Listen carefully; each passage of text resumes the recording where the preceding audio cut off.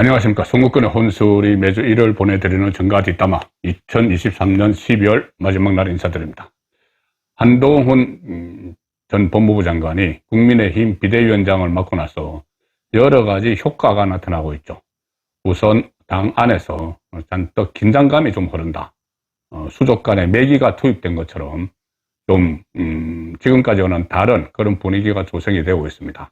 그리고 민주당에도 여파를 미쳐서 민주당에서도 통합 비대위 이야기가 나와서 이재명 대표가 다시 정치적인 리스크를 맞아서 코너로 몰리고 있는데, 어제는 이낙연과 단판이 결렬이 돼서 결국은 분당 사태로 가는 그런 상황까지 맞게 됐습니다. 이것도 일종의 그 한동훈 효과도 영향을 미쳤다, 이렇게 볼 수가 있습니다. 물론 한동훈 비대위 초반에 약간 어려움도 지금 겪고 있습니다. 노인 폄하 발언으로 논란을 빚은 비대위원이 지금 어제 전격적으로 사퇴를 했죠. 자, 그렇지만 그런 문제와 상관없이 한동훈 비대위가 여러 가지 그 효과, 긍정적인 영향을 미치고 있는데, 국민의힘에서 오늘 중요한 내용이 하나 보도가 됐습니다. 뭐냐 하면은 이 한동훈 효과로 우리나라 유권자 중에 40대 유권자가 노무현 향수에 많이 젖어 있죠. 그리고 이해찬 세대 뭐 이렇게도 불리는데, 40대는 지금까지 민주당을 압도적으로 지지를 해왔습니다. 그런데 한동훈이 등장하면서 40대가 돌아서고 있다, 이런 총선을 앞두고 상당히 의미가 있습니다. 40대와 또 50대까지 지금 여의도 연구원 자체 조사 결과가 일부 보도가 됐는데, 여의도 연구원은 조사 기능을 여론조사 기능을 겸하고 있죠. 상당히 신뢰성이 있습니다. 여론조사에서, 여의도 연구원 자체 조사에서 40대 지지율이 일단은 소폭 올라갔다. 국민의힘에 대한 지지율이 아직 수치는 안 나왔습니다. 소폭 올라갔는데 오차 범위 이상이다. 오차 범위를 벗어나서 국민의힘에 대한 지지율이 지금 오르고 있다. 40대. 이거 상당히 의미가 있습니다. 40대는 약간만 좀 움직여도 총선에 영향을 미칠 수 있는 상황인데, 가령 예를 들어서 40대가 얼마나 국민의힘에 비판적이고 국민의힘 윤석열 정부에 대해서 지지를 보내지 않는 그런 계층이죠. 갤럽 조사 기준으로 윤석열 대통령에 대한 지지율이 평균 전체적으로는 평균 한 30% 중후반 계속 갤럽에서 나오고 있죠. 중후반이 계속 나오고 있는데 12월 평균 보면은 40대만 딱 놓고 보면은 불과 16%입니다. 16%. 전체 지지율이 30% 중후반인데 거기서 16%면은 겨우 거의 절반이죠. 절반도 채 안 되는 사람만 윤석열 대통령을 지지합니다. 40대에서 8월 이후에 계속 10%대 40대는 윤석열 대통령에 대한 지지율이 10%대를 유지를 하고 있는 상황인데, 전 연령층에서 최저인 것은 물론이고 평균의 절반도 못 미치는 그런 지지율을 보여내는 것이 40대입니다. 그리고 국민의힘 지지율도 22%에 불과합니다. 22%. 40대에서 22%. 민주당 지지가 48%나 되니까는 40대에서 압도적으로 민주당을 지지하는 쪽이 40대죠. 자, 그런데 그 40대가 움직이고 있다. 한동훈 효과에 의해서 40대가 국민의힘 지지로 어느 정도 지금 돌아서기 시작했다. 이제 시작이죠.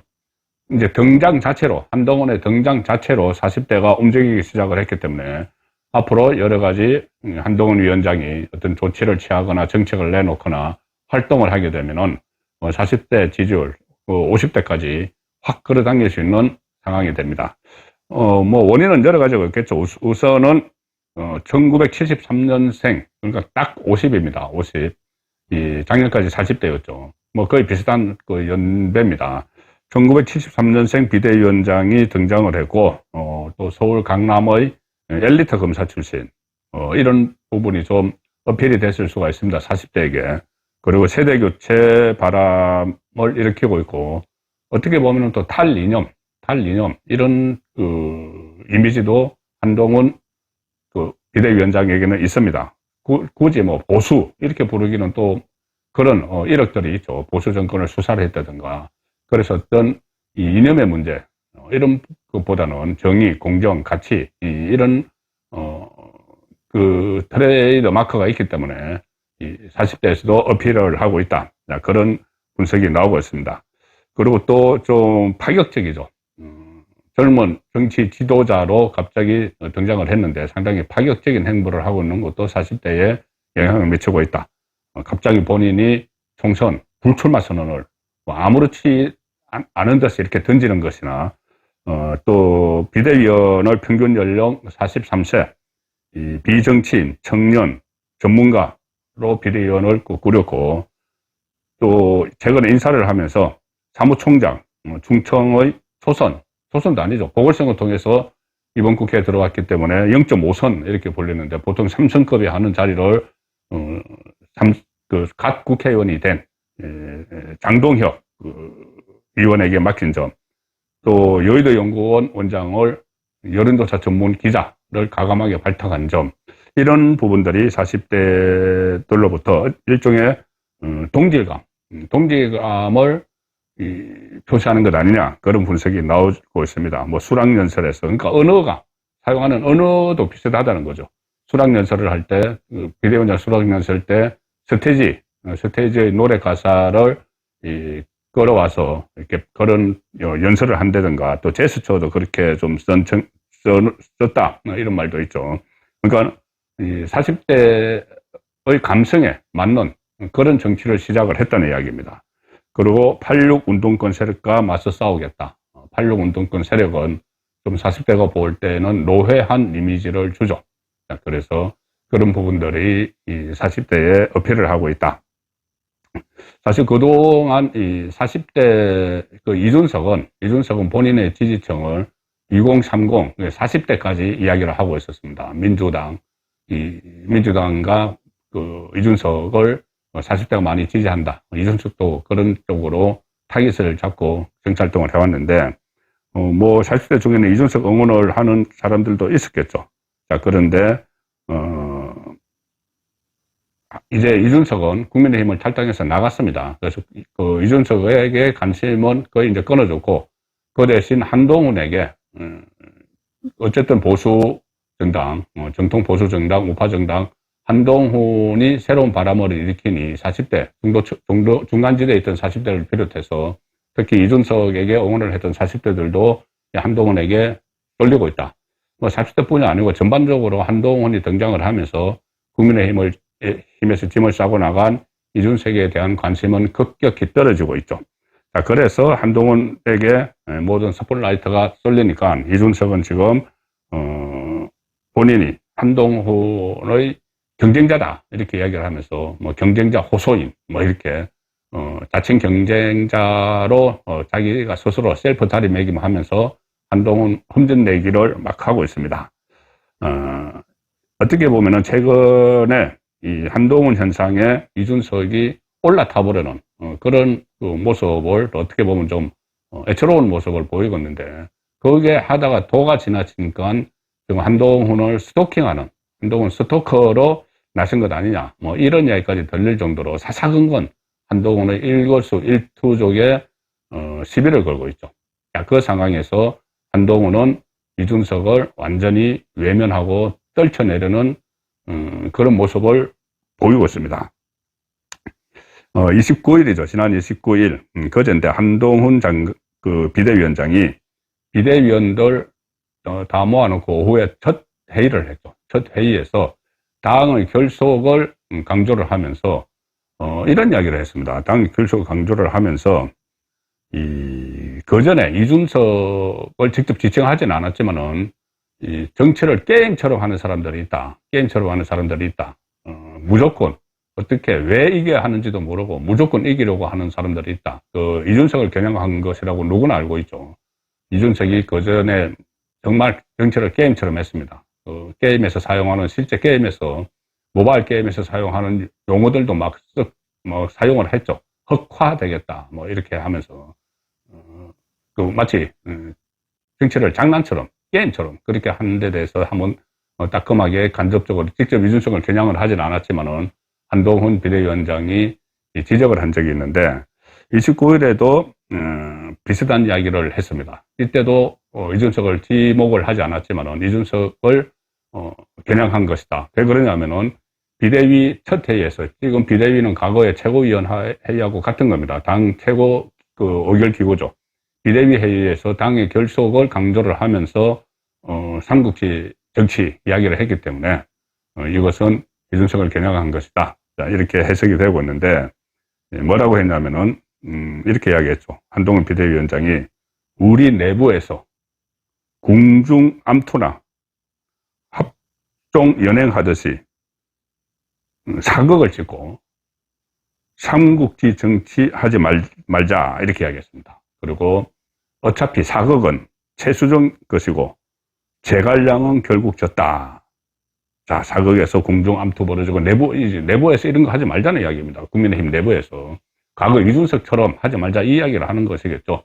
그래서 안에서 궁중 암투를 벌이는 사극을 찍는 것처럼 정치를 하는데, 사극은 그냥 그 드라마나 있는 것이고, 궁중 암투는 드라마에서나 있는 것이고, 영화 아니면은 이 TV, 이 드라마에 있는 것이다. 그것은 사극 전문 배우 최수종 씨가 있으니까 최수종 씨가 할 몫이고, 우리가 그런 거 하지 말자, 궁중 암투 하지 말자, 이 이야기고, 제갈량은 결국 졌다. 자, 이 말이 왜 나서할까요? 제갈량은 결국 졌다. 삼국지 정치하지 말자. 제갈량은 결국 졌다.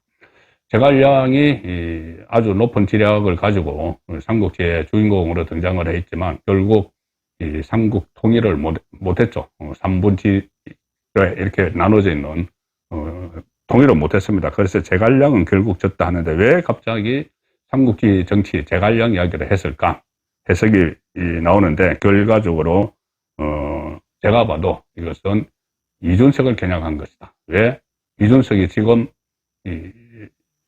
윤석열 정부 대선 때부터 윤석열 정부 들어서서 초반부에 그렇게 분란을 일으키다가 한동훈 장관이 들어오는 시점에 딱 맞춰서 나갔습니다. 결과적으로는 본인은 당에 국민의힘에 더 있으면서 이런저런 김기현 전 대표와 대통을 해서 밀학을 하려고 했지만 그게 안 돼서 나갔죠. 나가서 계속 또 윤석열 대통령과 한동훈 비대위를 겨냥을 하고 있으니까 일단 선을 그어버리는 차원에서 우리 내부 단속을 우리 내부에서 사극 짓지 말고 어떤 궁중암투 하지 말고, 그리고 삼국지 정치하지 말자. 제갈량은 결국 졌다. 이 말은 이 삼국지 정치를 해왔던 이준석 같은 그런 행태를 보이지 말자는 이야기죠. 왜 이준석을 삼국지 정치라고 비유를 했느냐 하면은, 물론 안에서만 싸우고 이런 것을 상징적으로 했지만 좀 구체적으로 볼 수가 있습니다. 과거에 이준석이 이 삼국지에 나오는 이야기를 인용을 한 적이 몇 번 있죠. 국민의힘 안에서 내부 분란을 일으키면서. 그리고 또 특히 그때 자기를 마치 제갈량인 것처럼 한번 행시한 적도 있습니다. 기억나실 겁니다. 대선 후보 때 그때 국민의힘 대표였죠, 이준석이. 윤석열 후보가 당 대선 후보로 선출되고 나서 본인이 이런 이야기를 했습니다. 비단 주머니 3개를 주겠다. 이런 이야기를 했죠. 윤석열 후보에게 내가 비단 주머니 3개를 주겠다 하면서 퍼포먼스까지 벌였습니다. 기억을 하실 겁니다. 그래서 진짜 비단 모양으로 된 주머니를 이준석과 윤석열 후보에게 막 주는 모습을 보이고 퍼포먼스를 했는데, 마치 자기가 제갈량처럼. 그런데 그 안에 나중에 이제 휴재가 들어있었다, 이런 이야기까지 나왔는데, 비단 주머니 3개, 이게 뭐냐면은, 이 제갈량이 그때 오나라 책사 주유가 유비를 죽이려는 것을 알고 오나라로 가는 유비의 호위무사 조자룡에게 비단 주머니 3개를 줬죠. 비단 주머니 3개를 주면서 그 제갈량이 어려움이 닥칠 때마다 하나씩 꺼내보라, 이렇게 이야기를 했습니다. 그래서 조자룡은 결국 이 금낭묘계라고 하죠. 금낭묘계. 금색 비단 주머니에 안에 들어있는 계책, 금낭묘계로 유비를 구했는데, 그런데 마치 본인이 윤석열 후보가 어려움에 닥칠 때마다 하나씩 꺼내보라, 이런 식으로 자기가 제갈량인 것처럼 정말 어처구니 없는 퍼포먼스죠. 구상유치한 그런 퍼포먼스인데, 그리고 나중에 또 말썽을 일으키고 했는데, 어쨌든 그때 이제 정치권에 들어온 윤석열 후보를 상대로 엉뚱한 퍼포먼스를 벌였습니다. 자기가 뭐 제갈량 행사를 하면서. 아마 그것도 한동훈 그 비대위원장 입장에서는 그때 그 모습을 지켜보면서 참 어이가 없었겠죠. 그래서 이제 그런 것을 삼국지 정치, 내부에서 뭐 현실과는 동떨어진 삼국지 정치 이렇게 이야기하는 것이고, 이준석은 그 전에 뭐 게임 이야기도 정치를 게임 하듯이 하고 또 삼국지까지 끌어와서 뭐 수천 년 전에 이야기를 끌어와서 뭐 이것저것 갖다 붙이는 그런 말을 많이 했는데, 그때 삼성간호 세 가지 성을 가진 집안 로비, 이것을 또 이준석이 말해서 화제가 된 적이 있었죠. 그때 본인이 성접대 이력으로 과거에 성접대 받은 것 때문에 징계를 받고 당대표직에서 해임 위기에 처했을 때 이준석이 그때 윤석열 대통령의 핵심인 장제원 의원을 겨냥해서 삼성간호 이야기를 한 적이 있습니다. 자기가 이제 이 친윤에게 밀려난다 이 생각을 가지고 자기가 과거에 이제 성접대 때문에 징계를 받고 있는데, 그 생각을 가지고 장제원 의원을 공격하면서 삼성간호 세 가지 성을 가진 아버지 뭐 이렇게 세 가지 세 명의 아버지를 가진 이 로비 이런 이야기를 했었죠. 삼성간호는 세 개의 성을 가진 간호라는 뜻인데, 그때 삼국지에 나옵니다. 유비와 결의 형제였던 장비가 후한 말 무장 여포를 비난할 때 쓴 표현입니다. 이 여포가 원래 성이 여씨였는데 부친이 일찍 죽자 당시 지방 군벌인 정원을 여부도 아버지로 섬겼고, 후일에는 또 정원을 암살을 하고 여포 중앙 군벌인 동탁을 또 어부도 아버지로 모셨다가 나중엔 또 동탁의 애첩인 초선을 노려서 새로운 여부도 아버지 동탁마저 죽였죠. 그래서 그 두 명, 그리고 또 한 명 생부까지 세 명의 아버지를 뒀다는 여포를 이제 삼성간호에 빗대서 장비가 이 여포를 비난할 때 썼는데, 이준석이 이 삼성간호를 장제원 의원을 비난하면서 썼던 겁니다. 정말 어처구니가 없는 이야기죠. 대선 때 2017년 대선 때 이야기입니다. 장제원 의원이 반기문, 유승민, 홍준표 차례로 대선 후보로 이렇게 떠봤던 것을 대선 후보로 해서 이렇게 본인이 거기에 참여를 한 것을 두고 이 세 명의 아버지를 생겼다 이렇게 삼성간호 이런 식으로 비아냥거리는 그런 것을 했죠. 그래서 삼국지와 관련해서 이런저런 이야기를 하니까 한동훈 비대위원장이 삼국지 정치하지 말자. 결국 본인이 뭐 조자룡처럼 비단 주머니를 주겠다 이런 식의 퍼포먼스를 했지만은 조자룡은 결국 졌다. 그런 거 하지 말자 이런 이야기를 한 겁니다. 이준석은 또 이렇게 되니까 다시 스토킹에 나섰습니다. 다시 한동훈 스토커로서 또 SNS에 막 글을 올렸는데 이런 말을 했습니다. 어차피 여포는 동탁을 찌른다. 아주 황당한 사건으로 여포와 동탁의 삶, 그것보다는 제갈량의 삶을 동경하겠다. 뭐 이런 식으로 했는데, 어차피 여포는 동탁을 찌른다. 여기서 아마 자기는 또 비유한다고 해서 이 동탁은 윤석열 대통령, 여포는 아마 한동훈 뭐 이렇게 해서 또 삼국지 정치를 하고 있는 거지. 이게 정치도 아니고 거의 뭐 삼국지 게임입니다. 삼국지 게임 같은 이런 이야기를 또 하고 있습니다. 그러다가 갑자기 또 이런 이야기도 합니다. 이준석. 필로폰네소스 전쟁사를 제대로 공부해 보면은 아테네를 시기해서 스파르타가 그리스 내에서 패싸움을 벌이다가 마케도니아 좋은 일 시켜주는 결론이 난다. 이재명을 알렉산더로 만들고 싶은 게 아니면 역사 공부 똑바로 해야 할 것이다. 이것도 한동훈 비대위원장에 대한 스토킹입니다. 한동훈 비대위원장이 법무부 장관 때 유럽에 출장 갈 때 그때 기억나실 겁니다. 빨간색 책 필로폰네소스 전쟁사 영어 원문으로 된 걸 그것을 들고 갔죠. 이제 비행기 안에서 읽으려고. 그걸 또 빗대가지고 어디서 또 찾아봤는지 필로폰네소스 전쟁은 이 그리스를 시기한, 그리스 안에 있는 아테네를 시기한 스파르타가 패싸움을 벌였는데 그 알렉산드로의 마케도니아에게 좋은 일만 시켰다. 그렇게 이야기를 하는 겁니다. 그러니 이것을 마치 또 본인이 마치 아테네 그리고 이재명을 이재명을 뭐 알렉산드로 괜히 알렉산드로 만들어줄 필요가 있느냐 뭐 어쨌든 이런 식으로 하면서 또 한동훈이 한 말, 한동훈이 읽는 책 이것까지 일일이 터집을 잡아서 스토킹을 하고 있는 그런 상황입니다. 거의 뭐 이 정도 되면 뭐 가대망상이라고까지 저는 생각을 안 할 수가 없습니다. 게임을 하다가 보니까 정치를 게임처럼 하다가 보니까 가대망상처럼 돼버리는 거죠. 본인은 무슨 뭐 아테네에 비유를 한다든가 아니면은 제갈량 그리고 그때 또 당 대표 당 지도부 경선 때 뭐 4명 자기가 가까운 4명을 출마를 시키면서 뭐 천하용인 해서 벤허에 나오는 4마리 마차를 끄는 4마리 말 이런 식으로 하고 있죠. 이게 바로 정치를 게임처럼 생각을 하는 겁니다.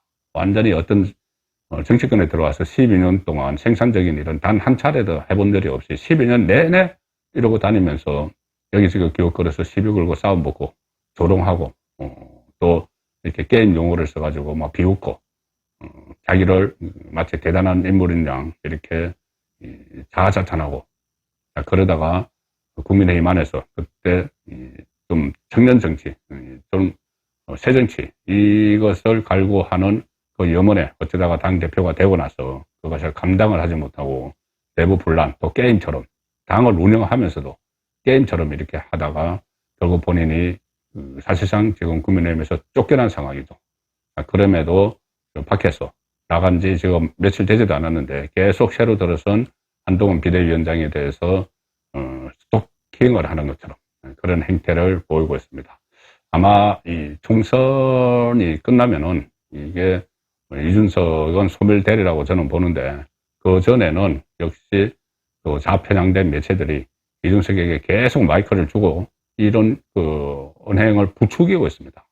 그래서 선거 전까지는 본인이 당을 만들든지 안 만들든지 간에 좌편향된 언론이 마이크를 계속 주기 때문에 또 한동훈 비대위원장 흠집내기 또 윤석열 대통령에 대한 아주 거친 비판, 비판도 아니죠. 그냥 막무가내 비난을 하는 것이죠.